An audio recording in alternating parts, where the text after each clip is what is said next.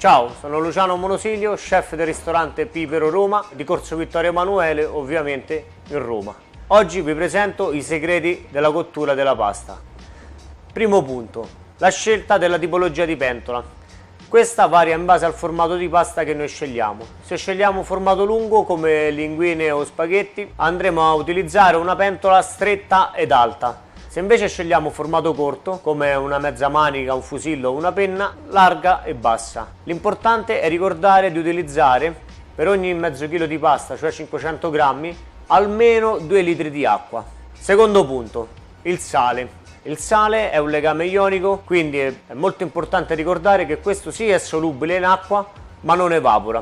Metteremo 8 grammi di sale per litro, quindi in questa pentola abbiamo 2 litri di acqua e 16 grammi di sale. Utilizzare il sale dopo aver portato l'acqua a bollore solamente per un motivo, perché il sale innalza notevolmente il punto di ebollizione dell'acqua, così avremo un risparmio energetico e un risparmio di tempo notevole. Terzo punto, la cottura della pasta.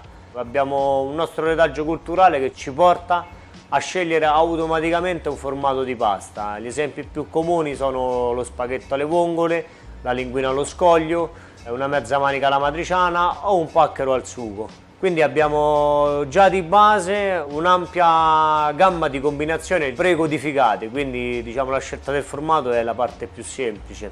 Dobbiamo sapere che l'ebollizione dell'acqua non è l'elemento principale per la cottura della pasta, perché basti ricordare che a 2000 metri l'acqua bolle a 93 gradi, invece a livello del mare bolle a 100 gradi. Quindi da qui cosa capiamo? Che i fattori che regolano la cottura della pasta sono tre: la penetrazione del liquido all'interno dell'impasto, la gelatinizzazione degli amidi e la coagulazione del glutine.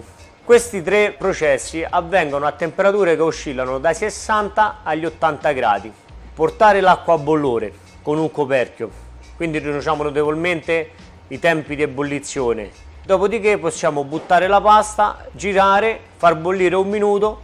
Avendo l'acqua a una temperatura elevata, il liquido penetra all'interno dell'impasto e lo spaghetto diventa flessibile, quindi lo possiamo piegare rapidamente e farlo coprire dall'acqua, mantenendo così una cottura uniforme. Spengiamo l'acqua e portiamo a cottura con i tempi rimanenti che sono indicati sul pacco di pasta. Quarto punto, scolare la pasta. Trattenere un po' di liquido di cottura della pasta in modo tale da poterlo utilizzare in mantecatura. E se nell'acqua in cui abbiamo cotto la pasta non è molto presente l'amido, possiamo tranquillamente raffreddare l'acqua, conservarla in frigo e magari riutilizzarla una seconda volta per un'altra cottura della pasta. Come vedete la pasta mantiene la sua forma, il suo dente e in cottura non si spezza. Tante volte è proprio il bollore dell'acqua che può provocare la frammentazione magari di un formato di pasta lunga.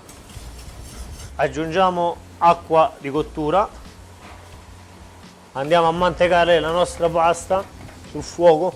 Come vedete già abbiamo un principio di cremosità dato dall'amido.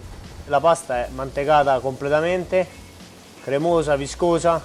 Nel caso di queste paste artigianali che sono trafilate in bronzo, dove dopo sopra viene posta altra semola di grano duro, anche questa a sua volta viene rilasciata nel liquido, ci aiuta nella mantecatura finale della pasta. Andiamo a recuperare la salsa che abbiamo realizzato in mantecatura con olio, acqua di cottura.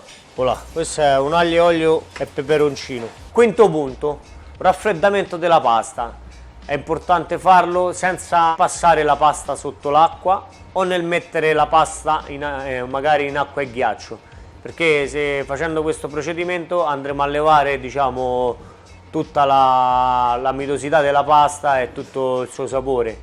Quindi il consiglio che gli do è scolare la pasta leggermente prima, 2-3 minuti, mescolarla con un poco di olio d'oliva e stenderla su una placca e lasciarla raffreddare a temperatura ambiente. Con questo tipo di cottura la pasta mantiene la forma, mantiene il dente ed è cotta.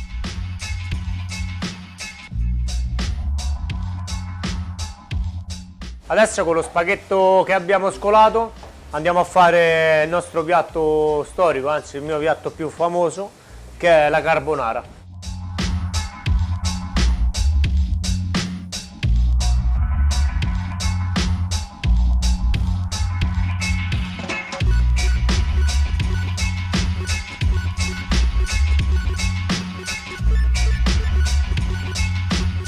Ormai penso che la nostra carbonara non ha bisogno di commenti. Voilà. Finito. Vi abbiamo mostrato i segreti della pasta. Ci vediamo al prossimo video e vi salutiamo dalla nostra cucina. Ciao. Ciao.